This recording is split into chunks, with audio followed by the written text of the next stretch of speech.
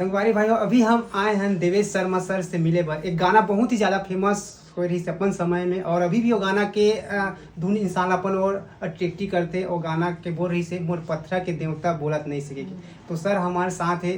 तो सर एक गाना के जर्नी के बारे में थोड़ा बता रहे थे, कैसे गाना बनाए रहे, थोड़ा बता दे रहे थे तो सकें। ये करीब 12-14 साल पहले ये हमार मंदिर मन में बात थे। वही गाना ला थोड़े मॉडिफाइड करके हमन बनाए रहे, कटक में रिकॉर्डिंग करे रहे हम यहाँ।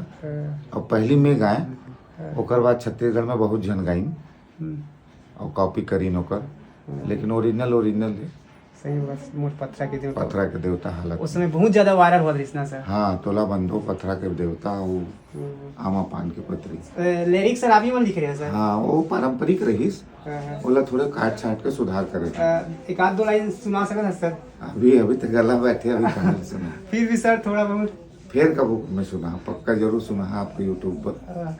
तो संगवारी भाई हमारे साथ रही से देवेश शर्मा सर, कुछ रीजन के वजह से तो अभी बाइट नहीं दे पाते, लेकिन अपन जर्नी बताई से फेमस गाना जेला आप मन सुनता जेखा से ही पहचानता सर। तो अभी निरंतर नवरात्रि में बहुत ज़्यादा व्यस्त देखकर वजह से तो गला बैठ गए।